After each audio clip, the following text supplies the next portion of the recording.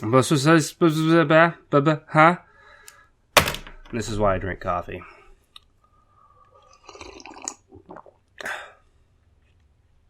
What?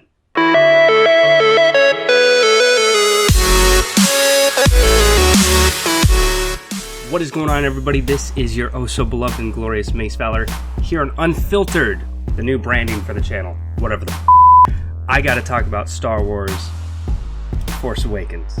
Holy God, that movie was amazing. Far better than the prequels. I can't get over how those were.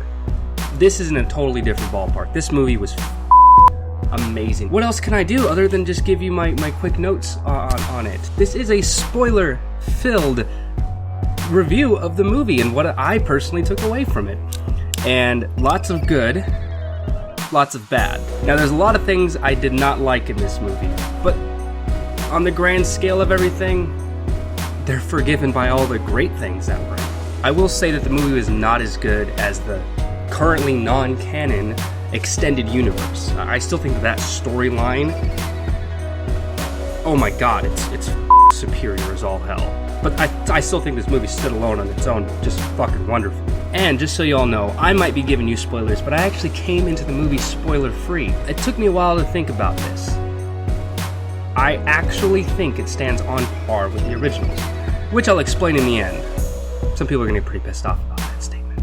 But I wouldn't be unfiltered and I wouldn't be me unless I started calling out bullshit right where I see it. Looking at you, fucking writing department. Bastards.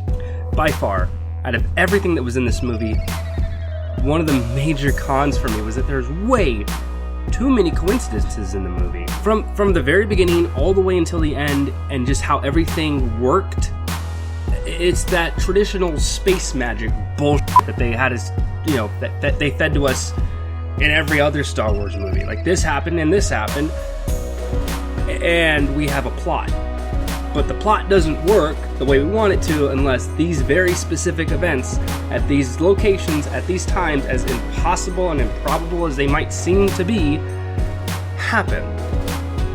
Okay?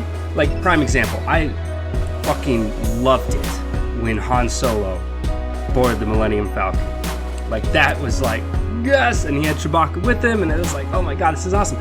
I hated how they executed it. How he came to get on it. Okay, so when Rey and Finn escaped from the Tatooine 2.0, whatever, they leave off into space. And soon after they escape from the First Order, they are captured by a space junker, whatever, and it just so happens to be Han Solo's. Coincidental? I mean, there wasn't much of an explanation. I mean, he's hauling these disgusting squid monsters for some run that he's doing, and I guess he just so happened to be in the area. Just the odds of that happening at that point in time, and it's just so convenient because it is Han Solo himself, the hero of the war that happened like 30 years ago that they weren't born during. And they have this droid that they need to get to, I'm assuming is his ex-girlfriend? Whatever Princess Leia is to him, or General Organa or whatever. It just... it almost took me out of the moment. What did not take me out of the moment was how amazing Han Solo being on screen was. And I'm not even going to call him Harrison Ford, because the moment he puts that get-up on, he's just Han Solo to me. Another thing is, a lot of the plot points, rather predictable. Right, and now I figured that, come on, like, there's going to be a lot of characters that are going to be new in this universe that are going to be related to people in the, you know, original trilogy, and it makes perfect sense, because the prequels, there was relation, you know, and then you had the originals, and there was this huge family dynamic, and now in this movie there's a family dynamic, because Han Solo and Princess Leia's son is the big bad guy. Well, he's working for the big bad guy, which raises even more questions. And speaking of Kylo Ren, when he was first on screen in the beginning of the movie, and Poe's fucking awesome. I wanted to see more of him, but it didn't. It sucked. So Kylo Ren come out looking like a badass, and then shortly after some time passes, maybe a third of the movie, he turns into the biggest fucking crybaby, temper tantrum brat I have ever seen in my life. Like, he's a knight, he's one of the Knights of Ren, and he's part of the First Order, and rebuilding the Empire, and finishing what Darth Vader started and everything, and cool, awesome, I'm behind it, that's kind of badass. You're the son that was of the war heroes, and on top of it, you were trained by the last remaining Jedi, and you went to the dark side? Fucking amazing, right? Then they f*** it up because he's like, dark side power, anger, it's funny that he, it's funny. I'm not gonna lie, it's funny when he goes and throws these temper tantrums, but it takes away so much from the character. Like, as an evil Sith Lord, I couldn't even take him as serious at that point anymore. He just looked like a giant kid. I mean, he was young, I get that, right? But at the same time, though, when you're on the dark side, it's you may not be all there emotionally because you're all over the place, because you're using emotion to harness the powers of the Force, but on the darker side of it. But he's not doing it in like the mature, let's take over the galaxy way. He's doing it in mommy and daddy just took my toy and I'm upset, how am I gonna get it back? Oh, I'm gonna cry, bitch, and moan about it. It just didn't resonate for me at all. It just took away from it. But it was funny seeing, I'm just gonna say what it is, it's a Sith Lord. It's just funny to see a Sith Lord throw a temper tantrum. But Kylo Ren started off badass, and ultimately I just couldn't take him seriously. But then he did redeem himself in this whole Sith Lord fashion with another issue I had with the movie, which I'll talk about in a minute. At the end of the movie, when R2-D2 finally awakens, and then he wheels himself over and shows up the rest of the map that they were fucking looking for when he was right there the whole time. So, in order for R2 to wake up, they had to destroy Death Star 2.0. Speaking of which, another Death Star. Really? Well, Star Killer base. Just like they said in the movie, it's a bigger Death Star. And Rey learned the Force way too quickly. Like, ungodly quickly. And on that note, the movie felt like they recycled a previous episode. Like, no, seriously, it had a lot of elements that were going on like in episode 4 was. But, even though I think that's a con, because of the execution of it, wasn't bad. I mean, that's what we wanted. We wanted to remember the greatness of Star Wars and move forward at the same time. And I think that what this did was, by kind of going back into an older, type of plot line, and then readjusting it for the next generation, it was beautiful. And at this point, I go into my pros. I need these. Can't see without them. Oh yeah, and before I start crying, they killed Han Solo, which I guess would be the saving grace for Kylo Ren, because that moment, finally, it's like, oh, I really can take him seriously. He's not just a baby anyway. He really is more to him. He is fighting. That's why he is overly emotional and throwing temper tantrums, because he's got this internal thing going on.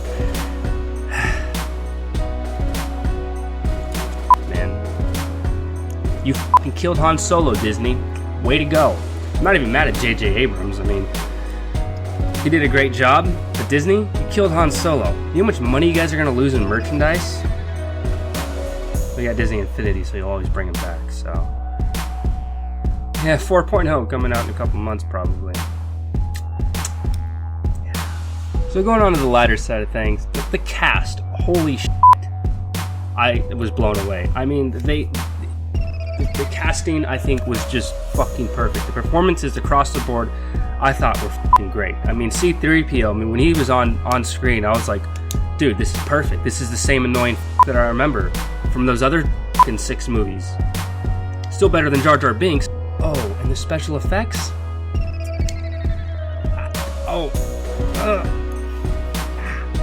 Amazing. Fucking fantastic. Oh my god. The special effects. Like all the CG crap. I couldn't remember a time in that movie.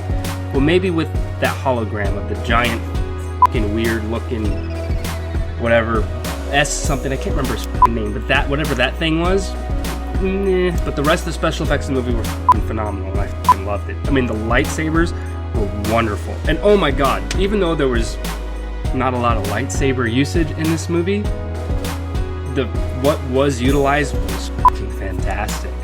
What made the original so great with lightsaber battles is that there was emotion behind them. What made the lightsaber battles in the prequels good was the choreography behind them and the spectacle of it. But there was no emotion, so it just felt like this rehearsed whatever thing. This movie kind of brought it together. It was raw emotion, but it was like tactical at the same time. Like you had these different fighting styles going on, you know, and it felt real, you know. It felt real, but it didn't feel slow. Like before, in the original trilogy, it was a lot slower paced, lightsaber battles, right? But in this one, they were a little bit quicker, but it wasn't so quick. It was like, oh my god, we're doing the Nutcracker with fucking lightsabers. This is awesome, yeah. Like, no, it wasn't like a fucking high school dance recital, whatever bullshit. It actually felt legitimate for what it was. Raw emotion accompanied with tactical skill, and I thought it was fantastic the way it was portrayed. So the lightsaber battles, major bonuses right there.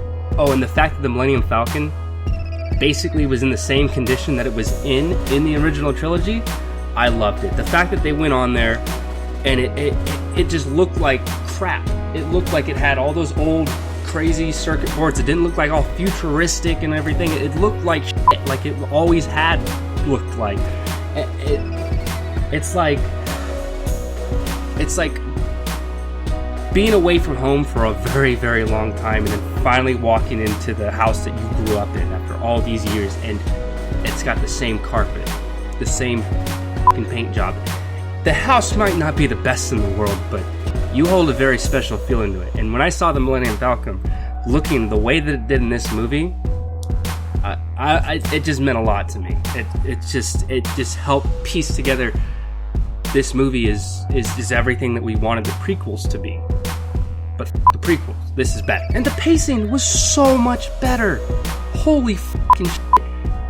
It was amazing. In this movie, the pacing and the way that the characters were, even when there were slower moments, I was so entranced with everything that was going on and the performances of the actors that it was hard to notice because I was so caught up in the moment with those people and the story that was going on, because I wanted to know what's gone on in the last 30 years. I could go into so many other things that I thought were whatever, and other things that I thought were really good, but I didn't even go into all the spoilers of the movie.